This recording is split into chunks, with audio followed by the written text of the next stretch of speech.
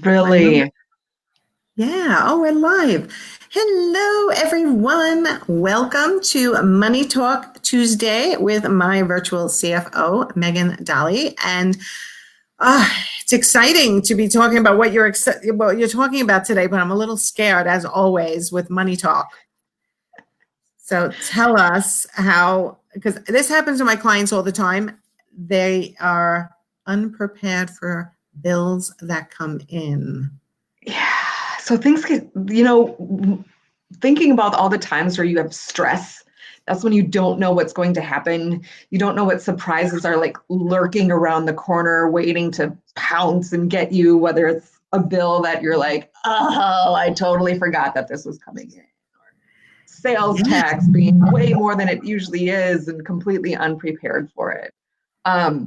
So I actually talk a lot about assumptions with my clients and how to manage the types of attention that you're giving, right? So assumptions, but that's going to tie into this attention.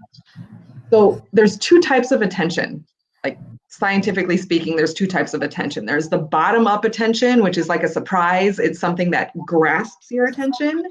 And then there's bottom down attention, things that you purposefully think about and give your attention to, right? So obviously the stressful one is the bottom up. And what my job is to reduce the number of bottom up attention getters that are in your business. The bottom up attention getter. Crisis management is what I call that. Okay. Crisis management. But that sounds to me like after the fact. Well, like, that's what a crisis occurred. Let's manage it.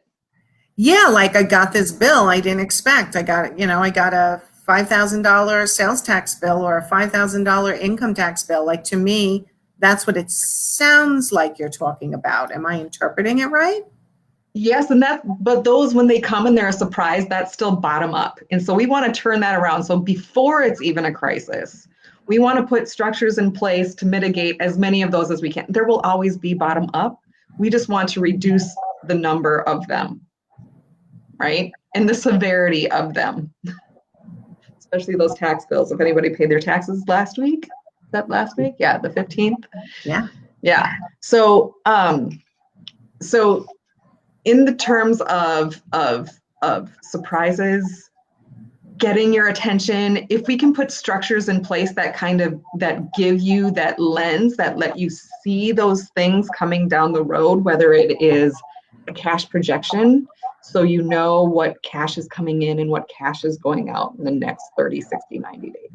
Or even a profit first structure where you're using bank accounts. So you know that, wow, my tax account is growing. Something big must be coming because I've had the income to that necessitates those tax bills. That's right.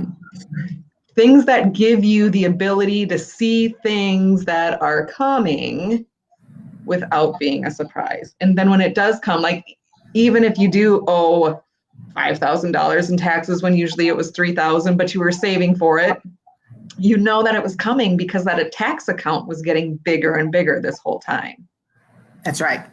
Yeah, I mean, it's amazing to me that really on a weekly basis, when new people come to me for a consult, when I ask them their numbers, I mean, number one problem is sometimes they don't know their numbers. And I get that. That's part of why they're coming to me is, right? They're trying to get a hold and be the CFO of their own business, the CEO of their own business. And it's a learning process, right? We don't know immediately. But then as they start learning more and more, and my one-on-one clients also meet with you when the timing is right in the process that I'm teaching them, you give them all kinds of spreadsheets and lessons on how to almost like not be shocked and be thinking and planning in advance, teaching them how to project and how to sort their money out properly so that they don't end up with any surprises. So you're teaching that top down. Right, right. So you don't like the assumptions that people are making before they come to you, like they're doing some hopeful math in their head of, oh, I've got this client, they're going to give me a $4,000 deposit and I can use them for this thing, never remembering that not all $4,000 can go towards that thing because you bought the other thing that you were like, oh yeah, I've got this other project coming.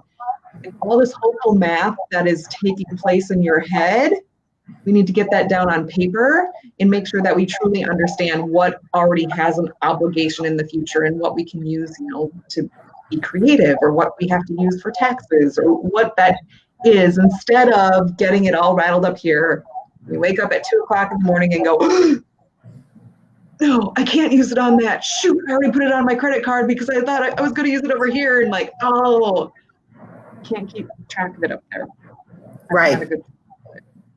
No, and you've always said this, and it's so true. The numbers don't lie. The numbers don't lie. So when I start working with someone and I say, let me see your numbers, and I say, and I'm like, something doesn't make sense. Like you can tell right away. That's one, like sometimes the stories they're telling themselves about how much business they're doing and how wonderful it's going or how terrible it's going. In some people's cases, they think it's going terrible. And when I look at their numbers, I'm like, it's actually not going bad at all, right? So it so depends on somebody's personality and the lens that they look at their business through. So this is why we're doing Money Talk Tuesday, right? To get you to look at your business through the money accurately, not swayed either way, right? Not swayed by your emotions and your excitement or possibly your disappointment or negativity on certain days. Right. We want objectivity, right? Take the emotion out, take the arguments out, and just look at what the cold, hard numbers are saying. And that goes on to a whole other topic of when you're objective about it, all of these emotions that you feel and all of the decisions that you're making based on emotions, we can get rid of those and make true like business type decisions disconnected from the emotion or the personal connection and all of that stuff. That's one of my superpowers, is disconnecting emotionally from it is. I mean, it's funny. It's funny, yet it's probably sad at the same time. I'm not sure. But yeah, I can sort of disconnect emotionally from all those ups and downs in the business and just go, okay, what makes sense? What should my ladder of services be? Which are my most profitable products? Get rid of the rest. I mean, especially when it comes to other people's businesses. And then, like you said, now manage your money from the top down and look forward and make projections and plan for the 3 year, the 1 year, and the 90 days with knowledge. Yes, it feels so good. It feels so good. Okay. Anything else any specifics? If quick and dirty cash flow projection, that would take out a whole chunk of these bottom up, putting in your profit first or profit first light or bank balance accounting, or however you want to describe it. That takes out a large chunk of these bottom up. That's plenty of homework right there. Pick one of those methods. If it was anything, I'd go take a look at your bank account, write down all the obligations that you know that you have against that, all the cash that you know that you have coming in the next 30 days, and just try to do a quick and dirty and see how it goes. You might be better off than you think. You might be worse off than you think, but at least you know now. Right. It goes back to your business's net worth, basically, right now, right? What's in your bank account minus what are your obligations? What do you know is coming in, not wishing is coming in, but actually knowing is coming in. And going, okay, this is what I have left. And then what are my monthly expenses, to really get a projection as to how you're looking financially. Yeah. Okay. And those are fun to do for me. So, I mean, if somebody wants help, just reach out. Right. I was going to say, if that's what you need, reach out to Megan. She's my virtual CFO. And if you need, my father just came in from the pool.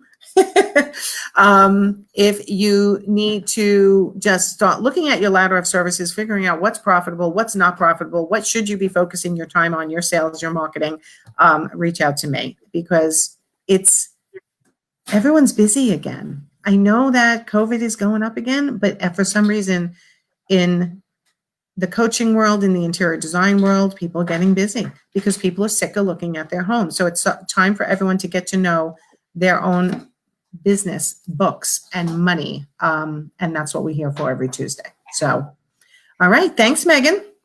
Well, thank you so much, Nancy. We'll see you All next right. week. We'll see you next week, everyone. Have a happy Tuesday. Bye.